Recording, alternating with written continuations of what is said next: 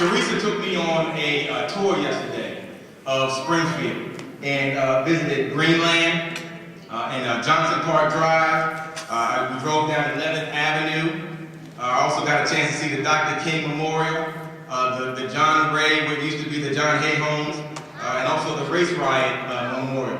I went to Comercott's Park, and I was reminded I got about a 45 to 50 minute tour and a description of the great and rich history in Springfield. And I was told about the importance and the legacy of the race riots.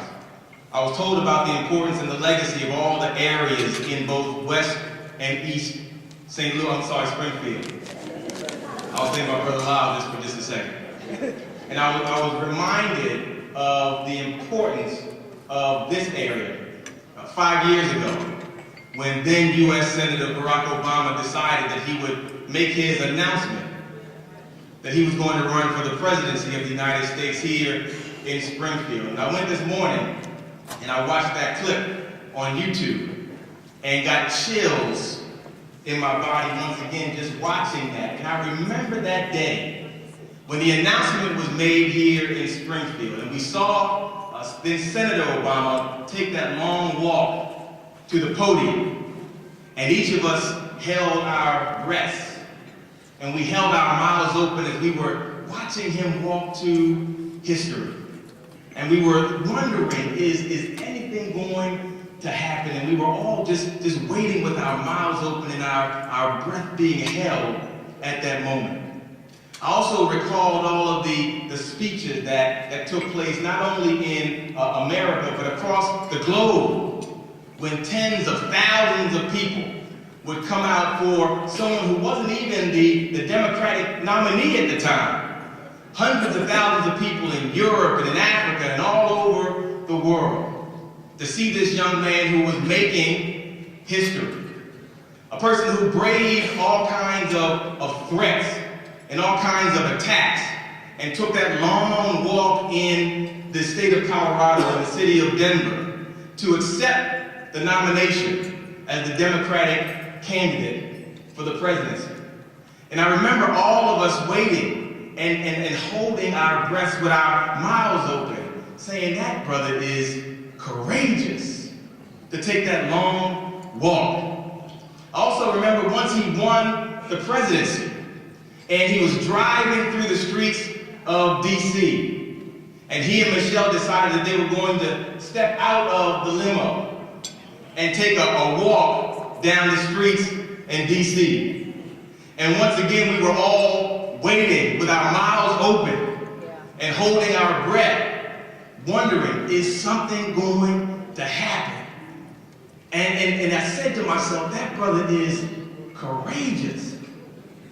And so I found it quite laughable when I arrived in Springfield yesterday and I read that on the 5th anniversary of that historic day in Springfield, there was a wannabe commentator and a used-to-be rock star who decided that he wanted to make some comments about the president.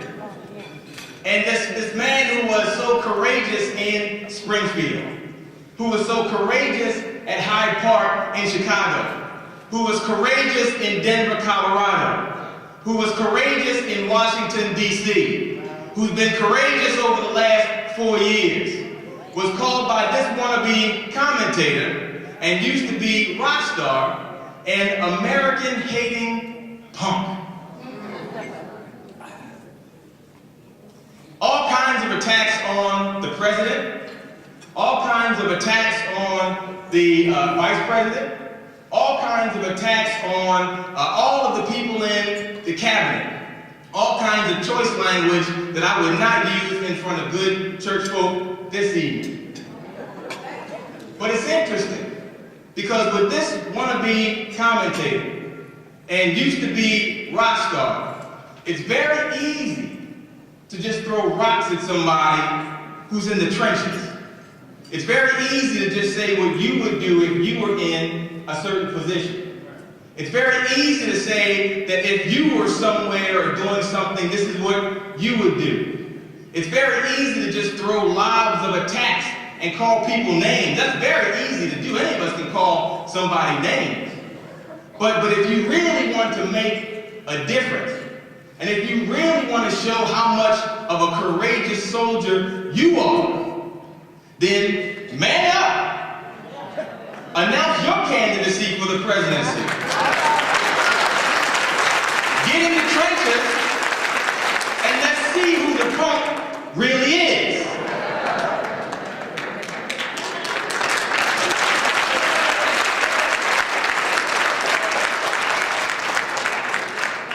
Now, I know that's not the theme this evening, but I felt I had to just get that off my chest. Because in Springfield, we have the foundation of history. And what we do not want to do, as we are affirming America's promise, is to lose sight of just how important Springfield is, not only in the United States, but in the world. Because when you talk about not only the race riots and the creation of the NAACP, we're talking about what has flown from that, what has been delivered from that, and what we have been able to give as a result of what happened right here. As Teresa mentioned, I'm from Maryland, I'm from Baltimore, and I'm sure that there are some interesting people here in Springfield, Illinois, but I can guarantee you there's some very interesting people in Baltimore, Maryland. And I happened to be walking to work one day, and a gentleman walked up to me and he said, "Excuse me, brother, what's the best nation in the world?" See, we just ask each other questions like that. Philosophical people. And so I said, "Well, it's got to be the United States." "Nope." I said, "Well, is it a country in Africa?" "Nope." So now, I call myself a little, job time comedian, so I'm trying to be funny. He's gonna try to be funny, so I said, "One nation under a groove?" He said, "Nope." Jan Jackson's Rhythm Nation? He said, "Nope." I said, "You know what, bro, I'm on my way to work. I really don't have time for all this. What's the best nation in the world?" And he looked at me and said, "Donation. Can you speak this?"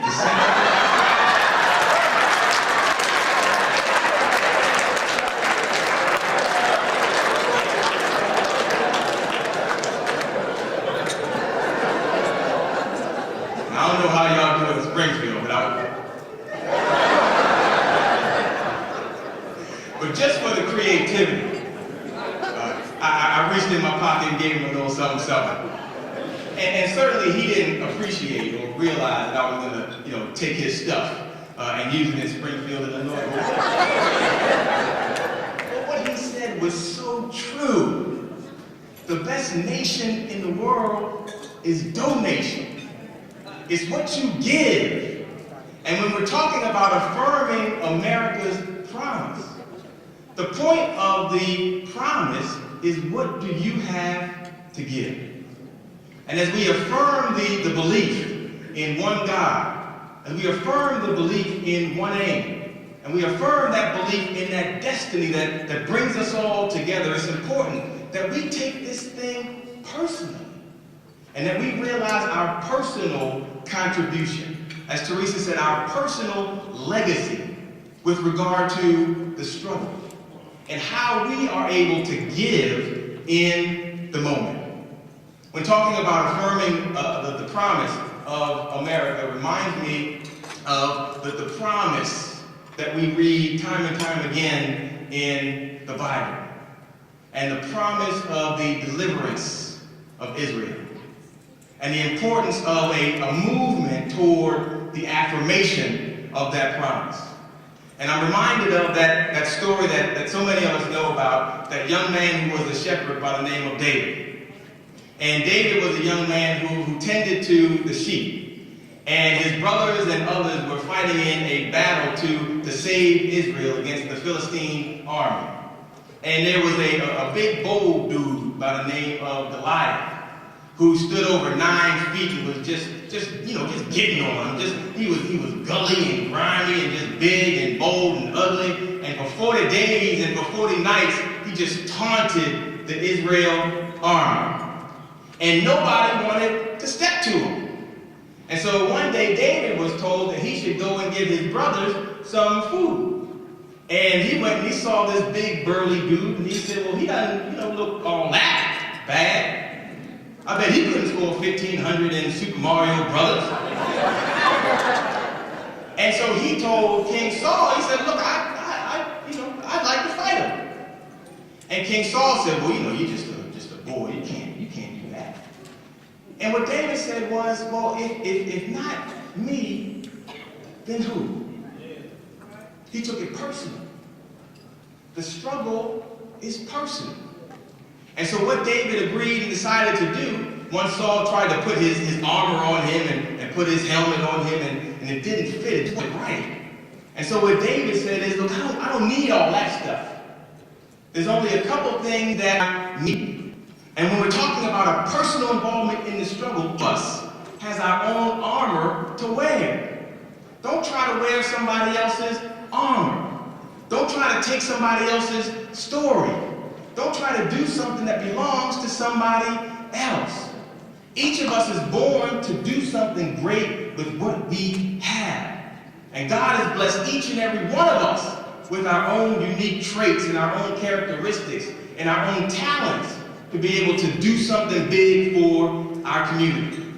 And so what David decided to do was he was going to keep what he had on and then go down to the brook with his slingshot and grab 5 smooth stones, and that's all he needed to fight the Philistine. Because with his 5 smooth stones and his belief in God, that's all that David needed. And when we're talking about the importance of doing something big with our lives, we have to realize that the affirmation of America's promise is about defeating the Goliaths in our society. The lack of voter encouragement or the increase in voter apathy is a Goliath. Joblessness in our communities is a Goliath. Homelessness in our neighborhoods is a Goliath. Crime running rampant in the streets is a Goliath.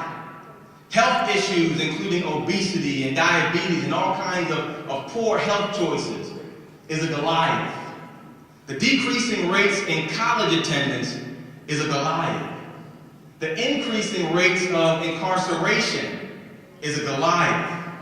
And it's important for us to see these giants in our midst and grab our 5 smooth stones in order to defeat them. And so what are the 5 smooth stones that will assist us in affirming America's promise? The first stone is the stone of truth. We're reminded that we will know the truth, and the truth will make us free. It's important to realize that there are over 7 billion people on the earth, over 300 million of whom live in the United States. And what's so wonderful about how God has structured this is that no matter how many people there are in the world, there's only one you, one me, one you, and one of each and every one of us. Once we were born, the mold was literally broken. And there will never ever be another Craig or another Teresa or another Archie or another Lyle, living, dead, or yet to be born. And so when we're given our truth, our job is to find out what our truth is in the context of our own lives. Because there will never be another truth like mine. There will never be another truth like yours. And so the first stone to defeating these Goliaths is to understand what our personal truth in fact is. This is something that the President Obama has been able to live throughout the last 4 years. There's an African proverb that says, "It matters not what you call me. It only matters what I respond to."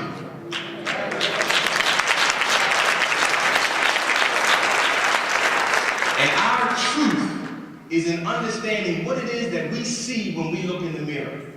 Our young people to understand what it is that they see when they look in the mirror. That they see beauty, that they see greatness, that they see excellence, that they see all of the history that precedes us and lives within them. That is, in fact, our truth. The second stone that we have to use to defeat these giants is the stone of our talents. What frightens me in our country, in our world, is that we are blessed with so many talents that we are afraid to show the world. And if we don't show the world what we have to offer, then when we go for that great judgment day, we will be called a fool. Because each and every day that we are blessed to be here is a day that we can use and double and grow and show our talents. No matter what your talent is, affirming the American promise is about breaking down all those walls, about making sure that the world knows who you are and what you can do and what your contribution is to the world. Because we have to remember that things don't happen to us. They happen through us. And if we want to change this society, we want to change this world, then we have to be the ones to show our talent. It's important that we also recognize the stone of thinking for yourself. The stone of thinking for yourself, not engaging in group think. We had a dinner last night, and there was a group from the executive board, and Teresa, and we were all talking. We were talking about travel. And I happened to mention that I had been to Africa. And I traveled to Africa, to West Africa, several years ago. And had a wonderful time, spent 2 weeks there. And the first week was all about learning about the culture. I went to Elmina Castle, the slave castles, and had a chance to really engage in the culture. I mean, I didn't even talk to anybody. I had my kente cloth and my kufi hat, and I didn't even want to talk because I didn't want anybody to know I was from America. I was trying to blend right in. And so the first week was all about learning the culture. And then the second week, I wanted to, get my Ghanaian groove on. I wanted to have some fun. I wanted to have, so I went to the parties. I went to the clubs. And it was great because the kind of music that they listen to in Ghana is called high life. So I was expecting all of this great African music, and then when the music came on, they were playing Biggie and Tupac and Wu-Tang Clan, Enter the 36 Chambers. But that's another subject for another evening. But one of the things that was interesting while I was there was that it was a culture shock for me, was that you could walk down the streets in West Africa and see young men and grown men walking down the street holding hands. And it didn't mean anything other than this is my boy, this is my friend, this is who I'm with.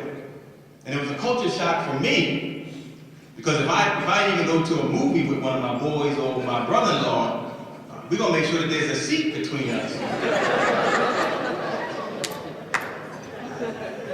Just in case one of y'all did. And so we went to this club one evening, and we were standing around dancing. I can't remember if it was Biggie or Pop that was on. And so the music was playing, and all of a sudden I felt this hand, and these fingers began to interlock with mine, and they didn't feel feminine.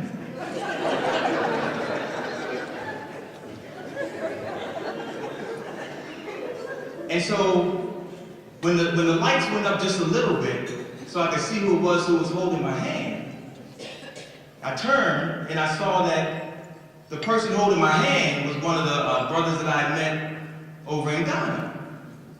And so I did what any strong, bold, confident American man would do. I ripped my hand away and I ran to the other side of the dance floor.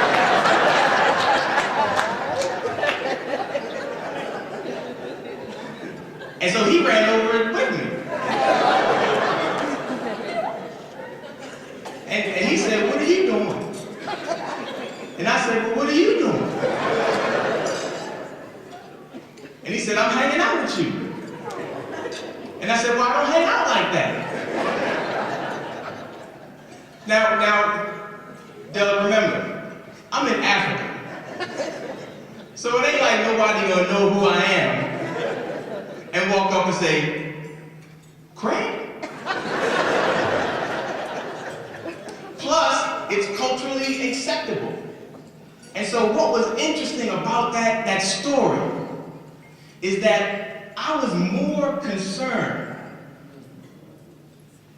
about what people who I didn't even know thought about me than establishing this friendship in a culturally acceptable manner.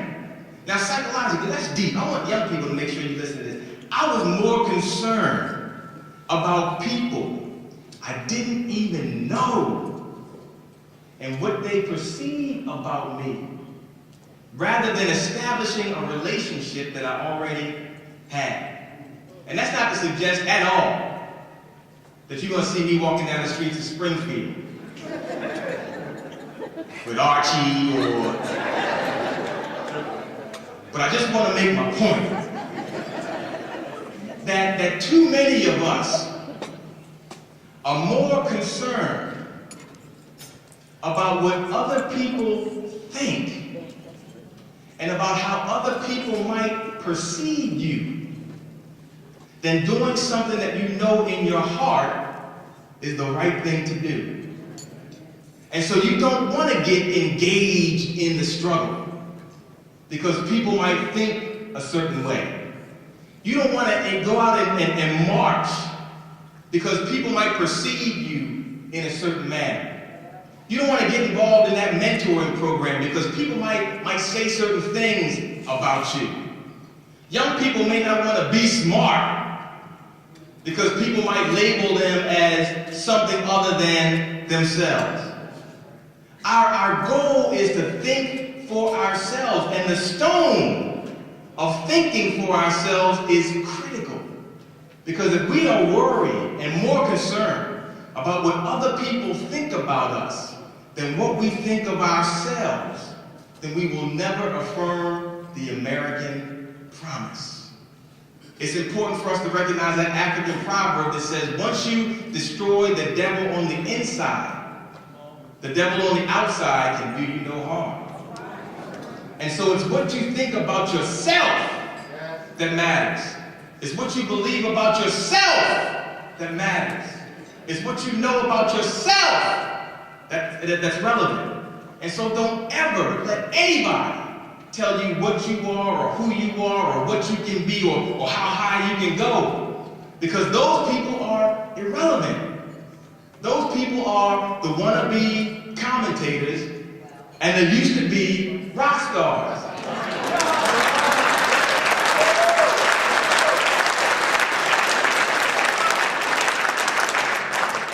And see, when I used to listen to my mother and my uncles talk about those kind of people, those were the people that they said were just selling wolf tickets. You know, when I was growing up, those were the kind of people who we would say they fronting, or they just talking smack. Those are the kind of people that these days the kids are saying, well, they don't talk, they would text it. It was OMG, SMH, CWOT, complete waste of time. But no matter what generation you're from, they're still haters. And so it's important to ignore the haters, because all of those haters are going to do is try to slow you up and to try to stall you from achieving what God has planned for you. So just ignore the haters. Just ignore the haters. And don't be concerned about what they think about you. 2 Timothy 1:7 says, for God did not give us a spirit of timidity, but of power, love, and discipline. This is what you can do. Don't be scared. Be courageous, be bold, understand who you are and what your legacy is, and make sure you stand firm. The next, and the fourth stone that we have to deal with is that stone of tenacity. Tenacity. I want to introduce y'all to a woman who was born the 20th of 22 children. Yeah. She was born prematurely, and the doctors told her that she wouldn't live to be one. But she did live to be one, and at the age of 4, she developed double pneumonia and scarlet fever, 2 deadly diseases at the same time. And she was paralyzed, and she couldn't walk on one of her legs, and she had to wear a metal brace. And she always had in her head that she wanted to run. And all the doctors, everyone who was a professional in the area told her that, and her parents, that she would never be able to walk, much less run. But she was determined, and she had tenacity. And she didn't listen to any of the people who told her what she could not do. And so she asked her mother if she could take off that brace just to see if she could do it. And she walked with a limp for several years. And she told her mother that she didn't only just want to walk, she wanted to run. And she started running in races and started losing and got kind of frustrated, but she was tenacious. And she became one of the fastest women in her high school, received a full scholarship to Tennessee State University. Became one of the fastest women. Now remember, this is a woman who was born the 20th of 22 children, was born and told her she would never even walk, much less run. And her coach at Tennessee State said, you know, you're pretty fast. You should try out for the Olympics. And this woman, who was told that she would never even walk, much less run, became the first woman, black or white, to win 3 Olympic medals and gold medals in the same Olympic game. Her name is Wilma Rudolph, and we need to give her a big round of applause.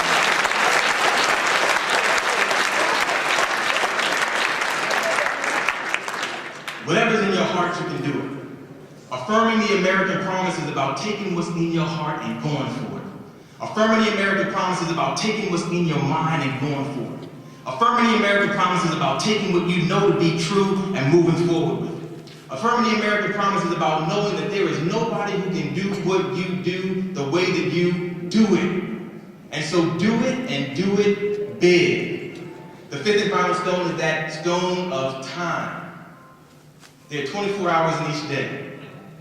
And every single day, every single moment that we are here is an important moment. I used to work with a young lady by the name of Christine, and Christine was in her 50s when she had a couple of minor heart attacks. And she used to hate going to the doctors.